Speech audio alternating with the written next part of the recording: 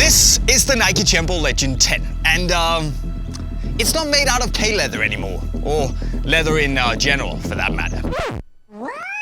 But is that a good or a bad thing? Well, in today's video, I'll tell you what the Legend 10 does well, and of course also not so well, to hopefully help you decide if you should cop a pair of these or not. Because as always, I'm JayMike, and this is my review of the Tiempo Legend 10 Elite. The Tiempo line has been around since 1984, so a while. And apart from a detour in 2009 with the Legend 3 Elite, it's always been made out of leather.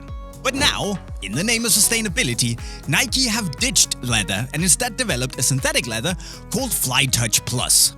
And that is a bold, brave move. Because can Flytouch Plus convince even the most dedicated leather purist out there who sworn by the Legends because of the leather for years and years? Well, to be fair to Nike, they've given it a pretty solid go. See, Flytouch Plus here aims to keep all the benefits of leather, such as the initial softness and that ability to mold very personally around your foot, but while also eliminating some of the drawbacks of natural K leather, such as overstretching, but also added weight because of water uptake. And apparently, at least that's what I'm told, the Flytouch Plus is supposed to be softer than K leather, at least when measured in a lab. Now, how they actually measure that, I don't know, but trust me, bro, I guess.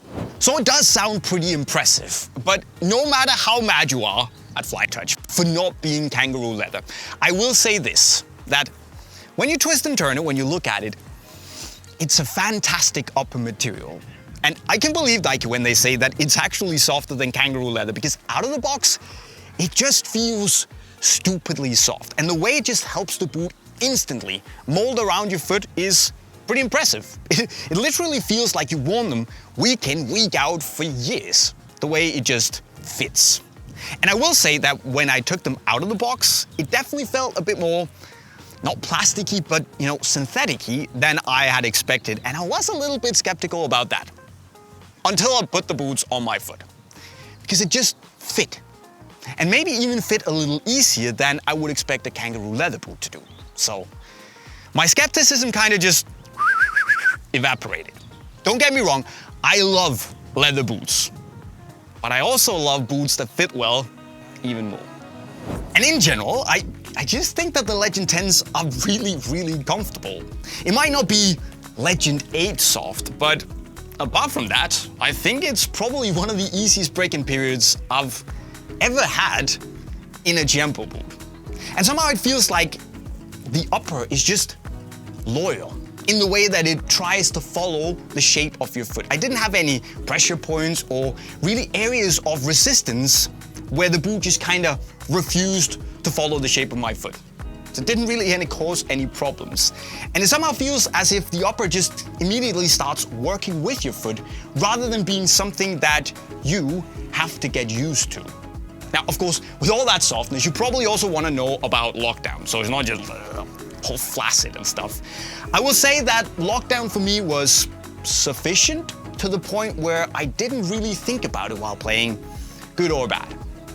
So it works, but, well, it works. What else? Right, the toe box. It is relatively low and pointy, so it's lower than on the Legend 9. The heel fits relatively well. It's nice and free, has a cutout in the middle to relieve pressure points and basically, for me at least, avoid blisters. The heel hold it's decent. The Flyknit collar is nice and smooth on the foot as you would expect. And in general, I will say that the fit feels like it has a nice balance between that more slipper-like sensation and this more modern, streamlined feel when you have it on. As for sizing, I went with my usual US 7, and lengthwise, perfect. Widthwise, it also fit my relatively narrow foot really well, but because of the way that the lacing system has been done and the overall shape of the boot, it will also accommodate for wider feet. It might not be Phantom GX wide, but I definitely expect it to do a job. And basically, if you have a size that fits you perfectly in the Legend 9s, get the same in the Legend 10s, and you'll be golden. The other big test for Flytouch Plus is the touch. Nike have tried to emulate the leather grain, but also made the upper slightly stickier the natural leather. So what I have here is the United Pack colorway for the Women's World Cup, which has a slightly more smoother surface texture compared to all the other regular Tiempos that will come, which will have a slightly more leather-like texture and a bit more of a tacky, tactile sensation to them. And that also means that there is a nice amount of grip and connection on the ball, but somehow it also manages to give at least some of that soft, familiar, refined feel on the ball, just with I would say a slightly more obvious connection. It's more evident that there is a little bit of grip. And I guess if you're a leather purist, you might not really enjoy that because, you know, it is possible that you just get a bit more stuck on the ball if you expect that slightly smoother, less grippy leather surface. And for me at least, it took my brain just a little longer to process that. So I was kind of like getting stuck. With that said, I do think that the touch is really nice and padded and elegant on the ball, but you can also tell that it hasn't quite got that refined, soft, plush, almost absorbing feel of natural K leather just yet. The outsole is quite similar to the Legend 9, but now has fully conical studs for better maneuverability. It's a nice, pretty no-nonsense tooling with a good amount of stability, but also a free enough feeling to never really feel restrictive in your movements. And if you know the Legend 9 tooling, this is by and large what you get in the Legend 10. Only I think the studs feel a little bit more free when it comes to rotational movement, and also Nike have given us these two cutouts in the main pressure zones under the forefoot to just take a little bit of that firm pressure you feel when you step down.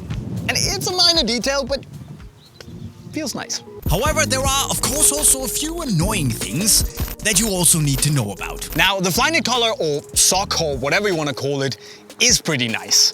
But I also found that right here on the inside, there is a little bit of an opening, some dead space, which affected the feeling of simply being connected to or securely locked in to the back part of the boot. And while Flytouch Plus is a great material, I don't think you should see it as a one-to-one replacement for K-leather just yet. Because the thickness, the plushness, and that very special, almost like squishiness of K-leather is just not there quite yet. I love the material, but yeah, it's not K-leather.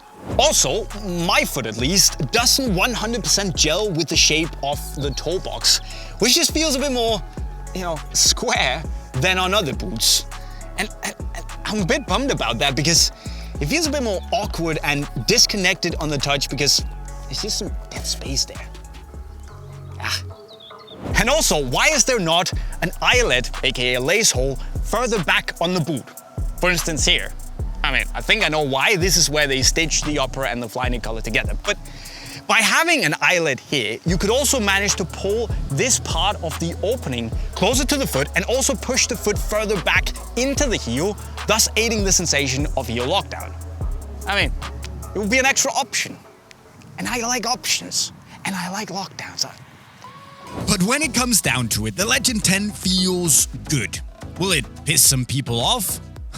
Probably, but if you can look away from the lack of K-leather for just a second, it does many things right.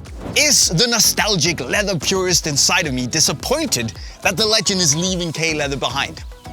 Yes. Do I kind of forget that disappointment when I slip the boots on? Yes. Because they actually feel that good. And of course, if you're out there and you want a leather boot, well, the Legend has kind of just disqualified itself. And to quote Obi-Wan, these are not the boots you're looking for. Whatever he does with his hand. But if what you care about is a super comfortable, great, sleek fit, then I do reckon that the Legend 10 delivers, because they just feel that good. But guys, what do you think about a Legend with no leather on it? Let me know as always in the comment section right down below. Of course, also don't forget that if you want to try them, well, the link to unisportstore.com is right over there. And finally, don't forget to make sure you subscribe to the channel with the notifications on. And with those words, we'll be signing off. Cheerio.